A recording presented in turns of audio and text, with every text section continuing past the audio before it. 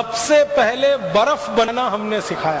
अद्भुत देश है ये भारत, यहाँ बर्फ सबसे कम है लेकिन बर्फ बनाना सबसे ज्यादा हम ही जानते हैं। भारत में बर्फ जहाँ है ना, वो कुल मिला के 2-4 राज्य हैं। एक तो जम्मू कश्मीर है, एक तो हिमाचल प्रदेश है, एक तो हमारा ये उत्तराखंड है और थोड़ा बहुत उत्तर पूर्व के कुछ प्रदेश हैं छोटे, जहाँ पर बर्फ गिरती है। ये बर्फ प्रकृति की बनाई हुई है, लेकिन हम भारतवासी इस बात का गर्व कर सकते हैं कि मनुष्य की बनाई हुई सबसे पहली बर्फ हमने दी है दुनिया को, और उसकी तकनीकी भी हमने बताई है पूरी दुनिया। हमारे देश में एक महान राजा हुआ, उसका नाम था हर्षवर्धन। हर्षवर्धन के बारे में आप सबने पढ़ा है, सुना है, जानकारी आपको होगी। हर्षवर्धन की 2-3 बातें मैं आपसे कहना चाहता हूँ। पहली बात यह है कि वो वैज्ञानिक था और राजा हुआ। सबसे बड़ी बात उसके बारे में जो दुनिया नहीं जानती वो ये कि वो खाली राजा नहीं था, वो वैज्ञानिक था और राजा हुआ और चक्रवर्ती सम्राट हुआ। चक्रवर्ती सम्राट का मतलब आप समझते हैं? भारत में चक्रवर्ती सम्राट कौन हो सकता है? जो एक गांव का राजा होता है उसको हमारे देश में कहा जाता है सरपंच। जो 10 गांव का राजा होता है उसको कहा जाता है नायक। जो 100 गांव का राजा होता है उसको कहते हैं सामंत। जो 1000 गांव का राजा होता है उसको कहते हैं राजा। फिर 10,000 गांव का जो हो जाए राजा वो महाराजा। फिर 1 लाख गांव का जो हो जाए वो सम्राट, और 7 लाख गांव का जो राजा हो वो चक्रवर्ती सम्राट। और भारत में लगभग 7 लाख ही गांव रहे, तो हर्षवर्धन चक्रवर्ती सम्राट था, माने पूरे भारत का राजा था। एक बात वैज्ञानिक था, दूसरी बात और विज्ञान की किस भाषा में उसको दक्षता थी? केमिस्ट्री में। रसायन शास्त्र का बहुत बड़ा ज्ञाता था,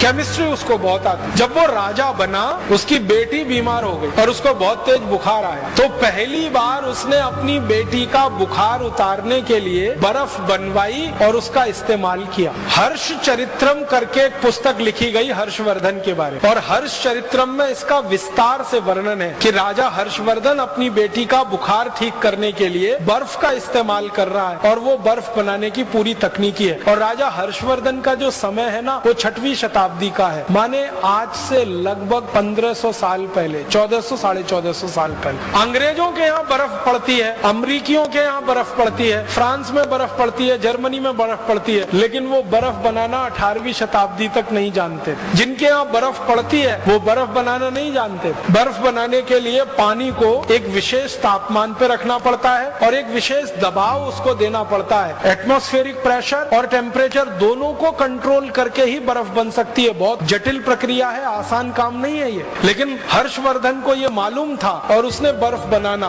और बनवाना अपने राज्य में शुरू किया था। उस समय से भारत में बर्फ बनाने की परंपरा है। बर्फ हमारे यहाँ भगवान के द्वारा बहुत कम दी गई है, लेकिन बनाना हमको दुनिया में सबसे पहले आया। अब हमको ये स्थापित कराना अभी बाकी है कि सबसे पहले बर्फ भारत में बनी। अंग्रेज लोग बताते हैं कि उन्होंने सबसे पहले बर्फ 18वीं शताब्दी में बनाई, हमने उनसे 1000 साल पहले बर्फ बनाई। सारी दुनिया को ये बर्फ बनाने की टेक्नोलॉजी हमने दी है। कागज बनाना पूरी दुनिया को भारत ने सिखाया। हमारे भारत में एक घास होती है उसको सन कहते हैं, और एक घास होती है उसको मूंज कहते हैं। गाँव के लोग हैं उनको तो ये दोनों शब्द अच्छे से समझ में आएंगे। एक सन होती है और एक मूंज होती है। मूंज जो है ना बहुत तीखी होती है, उंगली को काट सकती है और खून निकाल सकती है। सन वाली घास जो होती है वो थोड़ी नरम होती है, उंगली को काटती वाटती नहीं। और भारत के हर गांव में इफरात में होती है और फोकट में होती है। पूर्वी भारत और मध्य भारत में तो हर गांव में होती है। बंगाल में, उत्तर प्रदेश में, बिहार में, झारखंड में, उड़ीसा में, आसाम में कोई गांव नहीं जहां सन ना हो, मूंज ना हो। तो जिन इलाके में सन और मूंज सबसे ज्यादा होती रही है, इसी इलाके में सबसे पहले कागज बनना शुरू हुआ। वो सन की घास से और मूंज की घास से हमने सबसे पहले कागज बनाया, और सबसे पहला कागज बना के दुनिया को हमने दिया। और वो कागज बनाने की तकनीक आज से 2000 साल पुरानी। और चीन के जो दस्तावेज है वहां से ये बात मुझे पता चली। चीनियों के दस्तावेजों में ये लिखा हुआ है कि उन्होंने जो कागज बनाना सीखा वो भारत से सीखा, सन और मूंज की रस्सी से। दुनिया में सबसे पहली बैटरी समझते हैं, ड्राई सेल। और ड्राई सेल बनाने की जो विधि है ना, जो आधुनिक विज्ञान ने भी स्वीकार कर रखी है, वो महर्षि अगस्त्य द्वारा दी गई विधि है। महर्षि अगस्त्य ने सबसे पहली ड्राई सेल बनाई थी और उसका विस्तार से उनका वर्णन है अगस्त्य संहिता में। पूरा ड्राई सेल बनाने की टेक्नोलॉजी, पूरी तकनीक उन्होंने दी है, और हम में से कई लोगों ने उस तकनीक से बना के देखा है और ड्राई सेल बनता है, और हजारों वर्ष पहले की वो तकनीक। इसका माने क्या हुआ, जो देश के वैज्ञानिक और महर्षि ड्राई सेल बनाना जानते हो वो विद्युत के बारे में भी जानते होंगे, इलेक्ट्रिसिटी के बारे में भी जानते होंगे, करंट के बारे में भी जानते होंगे, क्योंकि ड्राई सेल यही करता है। करंट के फ्लो के लिए ही हम उसका उपयोग करते हैं। ये अलग बात है कि वो डायरेक्ट करंट है और आज की दुनिया में हम जो इस्तेमाल करते हैं वो अल्टरनेटिव करंट है, लेकिन डायरेक्ट करंट का सबसे पहले जानकारी दुनिया को हुई तो वो भारत में महर्षि अगस्त्य को ही है। और एक बहुत रोचक जानकारी, दुनिया में सबसे पहले बारूद बना वो भारत में, बस इस्तेमाल उसका हुआ फुलझड़ी चलाने में। ये रोचक बात है, हमने बारूद बनाया सबसे पहले, लेकिन उसका बम नहीं बनाया, उसकी फुलझड़ी बनाई। क्यों? मारना नहीं है ना, हम तो अहिंसा वाले लोग हैं ना।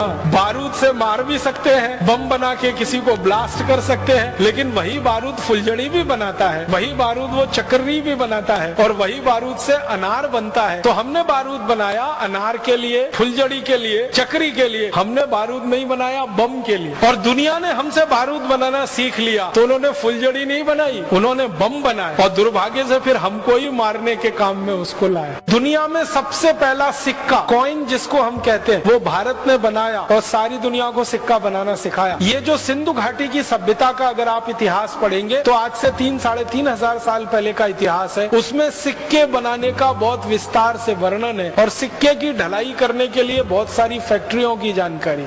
इसी तरह से जस्ता बनाना, जिंक, सारी दुनिया को भारत ने सिखाया जिंक बनाना। हमसे पहले कोई नहीं जानता था कि जस्ता कैसे बनता है, जिंक कैसे बनता है। और 13वीं शताब्दी में भारत में एक पुस्तक लिखी गई, उसका नाम था रस रत्न समुच्चय। उस पुस्तक में जिंक बनाने का बहुत विस्तार से वर्णन। पारा बनाना सारी दुनिया को हमने सिखाया। मरकरी जो सबसे मुश्किल है, सबसे जटिल है, वो पारा बनाने का चरक संहिता में बहुत विस्तार से वर्णन है और रस रत्न समुच्चय में भी बहुत विस्तार से वर्णन। और एक दो रोचक बातें कहता हूँ। दुनिया का सबसे पहला, कृषि की बात थोड़ी कर लेता हूँ, दुनिया में सबसे पहला जो उपकरण माना जाता है ना, सबसे पहला उपकरण वो है पहिया, व्हील, चक्र। ये भारत में बना। व्हील का इन्वेंशन, व्हील का आविष्कार भारत में हुआ, चक्र का आविष्कार हमारे यहाँ हुआ। उस पहियों को हमने बैलगाड़ी में लगाया और बैलगाड़ी को चलाया। दूसरों ने उस पहियों को हवाई जहाज में लगाया, उसमें चलाया। पहिया तो एक ही है, वो हवाई जहाज में लगे या बैलगाड़ी में। और फिर हमने दुनिया का सबसे पहला कृषि उपकरण दिया पूरी दुनिया को, मालूम नहीं था उसके बारे में, हल, खेत में जोतने वाला हल, एक फल वाला हल, दो फल वाला हल, तीन फल वाला हल, जिसको तिफारा कहते हैं, दुफारा कहते हैं, एक फारा कहते हैं। ये तीनों तरह के हल सबसे पहले भारत में बने और दुनिया ने हमसे खेती करना सीखा हल चलाकर। इसी तरह से